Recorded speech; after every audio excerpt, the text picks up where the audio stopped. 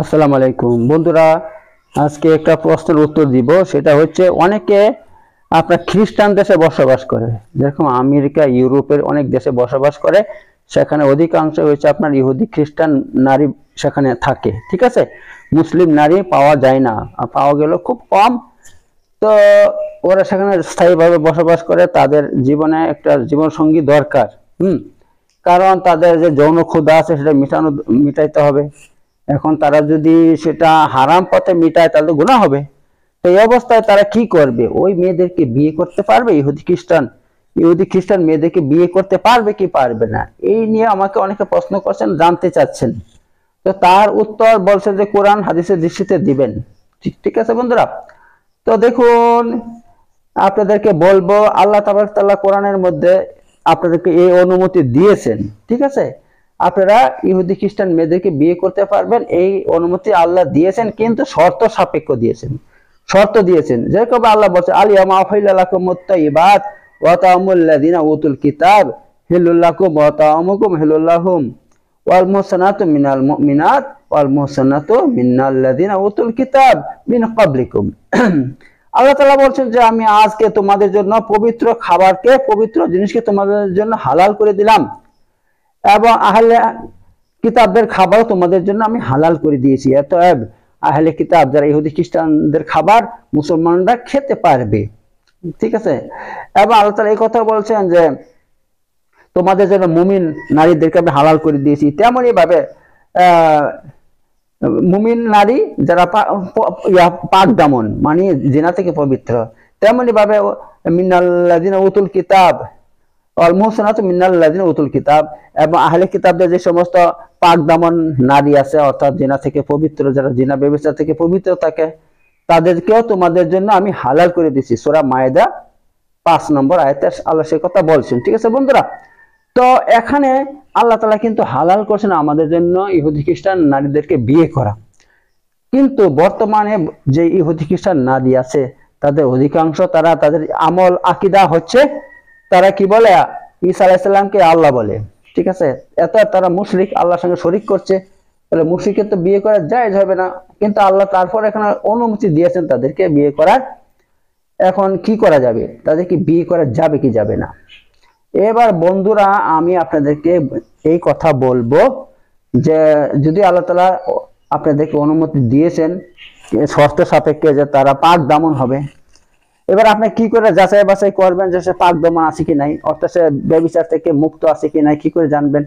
তারপর আপনি যদি জানতে পারেন যে এই মেয়েটা ব্যভিচার মুক্ত, সে ব্যভিচার কখনো করেন না, তাহলে আপনি তাকে বিয়ে করতে পারবেন।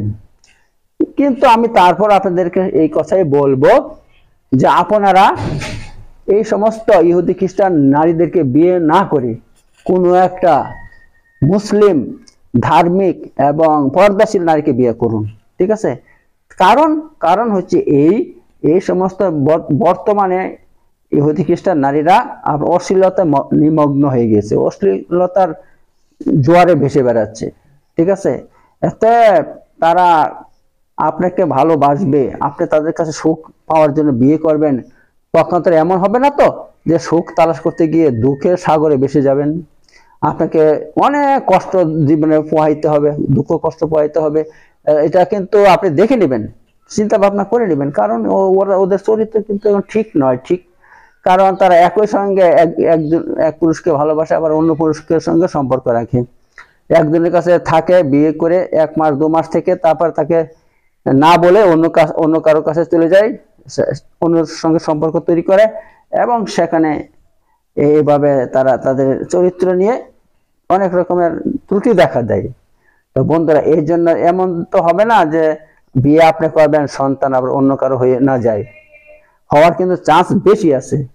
তা আবার শুধু এখানে শেষ নয়, ওরা কিন্তু নিজের ধর্মকে বেশি ভালোবাসে, ওরা নিজের ধর্মটাকে বেশি ভালোবাসে। আপনি বিয়ে করবেন, কিন্তু তারা কিন্তু আপনাকে টেনে নিজের ধর্মের দিকে নিয়ে যাবে।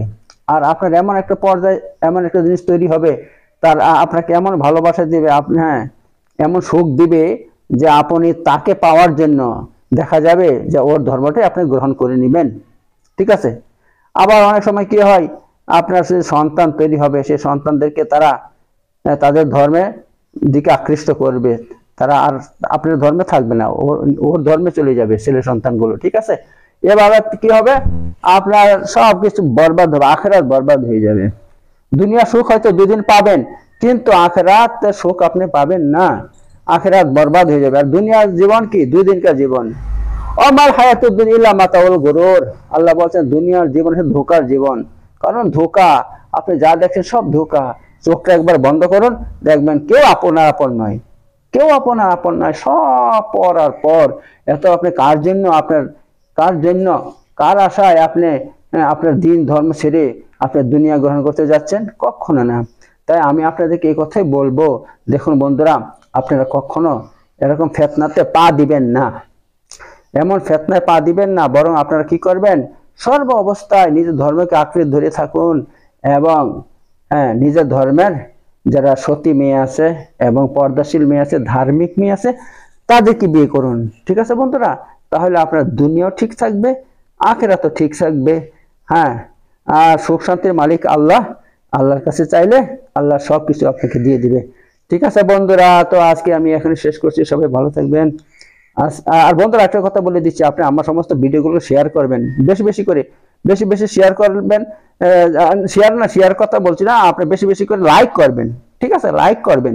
লাইক করলে কি হয়, তাহলে জানবে, ইউটিউব জানবে যে ভিডিওটা ঠিক আছে, তাহলে ওটা সামনে পৌঁছাবে। আর যদি আপনি লাইক না করেন, জানবে এত মানুষ দেখছে কিন্তু কেউ লাইক করছে না, তাহলে ভিডিওটা মানে ঠিক নাই, তারা কিন্তু এটা আর সামনে পৌঁছানোর চেষ্টা করবে না। আর বন্ধুরা, আমি একটা তবলিগ করছি, দিনের তবলিগ করছি ইউটিউবের মাধ্যমে।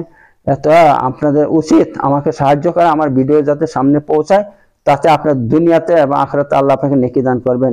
কারণ দিনের কাজে যারা সাহায্য করবে, আল্লাহ তাদেরকে সাহায্য করবে।